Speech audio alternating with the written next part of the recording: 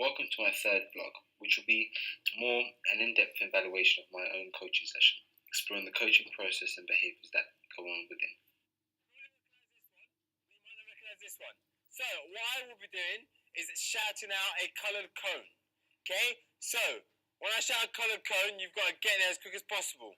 Okay? You guys have to go through the gate. I'm not going to tell you how, but you're going to have to go through the gate. Okay? And then you guys can only take 2 steps in the box. Only 2 steps in the box before you get out again. Does that make sense? So the first thing to point out here is the session design. The aim of the session is to understand and demonstrate expressing force laterally when changing direction. Therefore, 2 sections have been set up next to each other with a maximum of 2 to 3 people on each side. This is in order to maximise the time spent executing the task/skill, as the total session duration was very limited. It should be clear to see that the session structure doesn't follow a traditional linear structure that would be representative of a more reductionist approach, where clear outlines of the objectives and breakdowns of the skill are set up from the start, but actually is a shift towards a constructivist approach, with the session being developed within social interactions. This is largely influenced by the skill level, the age of the athlete, and the time constraint of the session, as well as my own coaching philosophies, which are to develop athletes' movement capabilities that are stable across various contexts through dynamic systems approach. Boom! No, you didn't. 1, 2. Not bad. Yeah. Red. Yes, nice. Charlie, love it. Are you ready?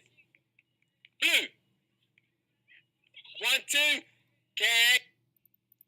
In the first part of this session, the philosophy is reflecting both the task constraint added to the box and the environment constraint in the form of the poles acting as gates. This, alongside the limited instruction in reference to the technical model of how to change direction, will allow for this self-organisation to occur. As you can see from the previous clips, there's a lot of variability within the same skill, even though the players are doing the same task. These trials are really important for them to self-organise and to have their own internal feedback in order to correct and find the most effective strategy to complete their task. Red. Oh, Jeremiah. Right, think about those steps.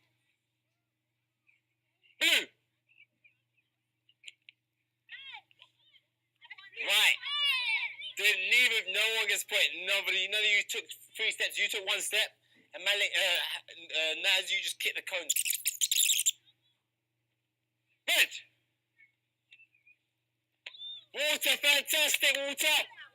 Fantastic. Right, listen up. So we're working on change direction. In what part are we specifically focusing on? When you're doing what? Okay, to go which way? To go to the side, right? So we'll focusing really mainly on that push off to get out to the other side, right?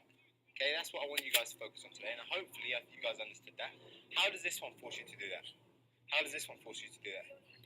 Because you've got limited steps. So what do you have to do if you've got limited steps? You have to turn sharp. Turn sharper. Okay. How do we turn You have to sharper? move quick. Move quickly. How do we turn sharper? Using Fantastic. So what did you say? Don't arc your run. Okay. So how do we avoid arcing our run? What do? We push off. push off with. Balls of your feet. Brilliant. And which way do we push off? Are we pushing off? Just pushing off anywhere, or No, sideways. the direction we want to go? Yeah. Okay, fantastic. Let's take that into what we've just done there. Let's have one more go, and we're going to take everything out, and we're going to do the same game without any equipment. All right? Okay. Go quickly. Go. We're going to have 2 goes. Quickly have a go. See if you can. There are various forms of communication with the athlete that are present both during the task and in the short mid-session discussion. These are intrinsic feedback, augmented feedback, and the use of hustle. Firstly, hustle is used here for motivational purposes and praise for success in the task. This is done verbally from myself and non-verbally from the task, as there is instant competition and motivation to win the ball here. Secondly, this element of the task also offers intrinsic feedback of a visual form, as winning the ball before the other person, or not, is a direct evaluation of the performance of that skill. in order to refine or explore in the following repetitions. Then lastly, augmented feedback that the player receives from me is utilised predominantly in the mid-session discussion and is used to feed back to the players on knowledge of performance more so than knowledge of results. This is done in a questioning manner that aims to challenge the athlete's understanding and interpretation of the skill. But this also falls in line with my own coaching behaviours and philosophies mentioned already. It is important to know that the volume and content of the feedback is kept small in order to keep the athletes engaged and to avoid the reliance upon this feedback from the coach. Got to get through a gate. Blue. Not bad. Blue. Yes. Not bad. Ryan on the push off. What happened? What happened? How did you guys? Right. Freeze. Who can answer this question? If you're clashing here, what are you not doing? Stay in your lane, so you're not. You are arcing. Okay? You should be able to push off, and you should be in your own lane.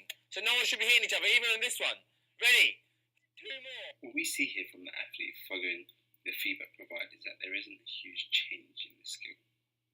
This is then supported by a further augmented feedback, which is more of a focus on knowledge of results. However, being youth athletes, this may indicate that there's still exploration and evaluation being had, as opposed to a lack of learning. It's to tag them before they get to a ball. Okay? Defenders have to tag, just touch. Okay? Attackers, however, must get to the ball before they get tagged. Okay? So I'm looking for who can still pick up what we've just learned. No, you guys are going to choose. But I'm going to say go. No, you just have to go to it. They have to react. Okay? I'm just going to shout go. This slight change in the task is a use of contextual interference, which is a form of progression in the session, but also challenges the variability and stability of the movement skill. This organisation practice again reinforces self-organisation, but also challenges the retention and transfer of the skill in different contexts. However, Ollis, Button and Fairweather's research on the influence of skill retention with contextual interference explains there is a positive influence on the skill retention longer term, but poor performance may be evident in the short term. This is exactly what we've just seen here. With the change of task, some individuals' skill breaks down, but for others, there is crossover of the skill, but with also added variability through creativity. Throughout this session, it should be clear that my preferred coaching style is one of more of a hands-off approach, demonstrated through guiding, not instructing the athlete, with constant questioning being the behaviour that underpins this. Move quickly. How do we turn sharper? Fantastic. So what did you say? Don't arc your run. Okay, so how do we avoid arcing our run? What do? We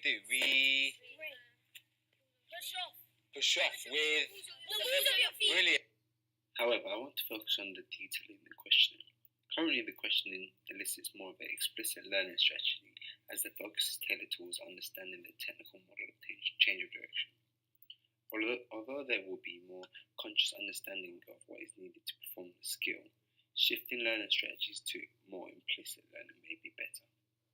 First of all, this is better because this is another way for the athlete to self-organise, which matches our pedagogical stance, and may be more understandable if the information is in reference to external cues.